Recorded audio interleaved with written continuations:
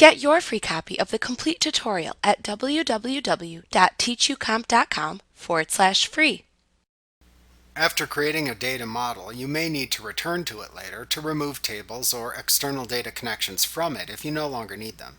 You can also set the properties of the data connections in a Workbook's data model. This lesson discusses some of the tasks involved with managing a Workbook's data model.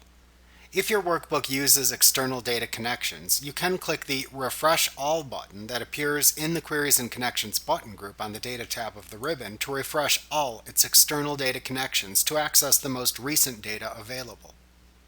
You can also click the Queries and Connections button in the Queries and Connections button group on the Data tab of the ribbon to hide and show the Queries and Connections task pane at the right side of the Excel window. When displayed, you can view any external tables or queries by clicking the Queries label at the top of the task pane.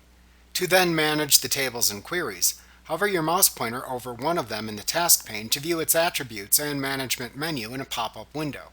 Also, note that you can click the Refresh button shown at the right end of any external queries or tables in this task pane to individually refresh its external data.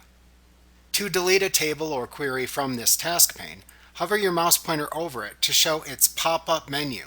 Then click the Delete command at the bottom of the pop-up menu to remove it from the Workbook's data model.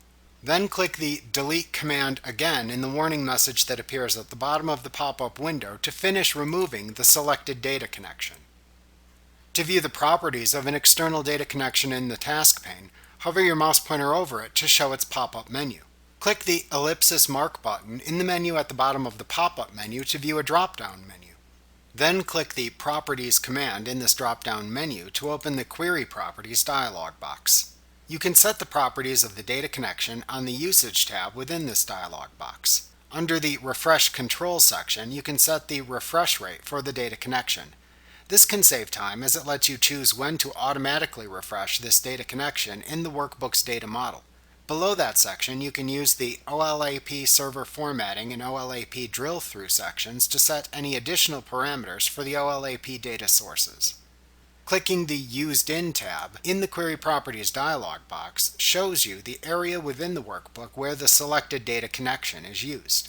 The cells within the worksheet that use the data connection appear in a list on this tab. You can click one of these listings to select those cells in the workbook. To close the Query Properties dialog box when you are finished using it, click the OK button within it. You can also more thoroughly manage your data model if you have the data analysis add-ins enabled in Excel for Power Pivot, Power View, which is deprecated, and 3D maps. In this case, you can click the Manage Data Model button that appears in the Data Tools button group on the Data tab of the ribbon to open a separate visual instance of the Workbook's data model that you can manage in Excel. We will discuss using this feature in a later lesson titled Managing the Data Model in the Power Pivot chapter. Note that if you click this button and these add-ins are not yet enabled, you can click the Enable button in the message box that appears to enable them.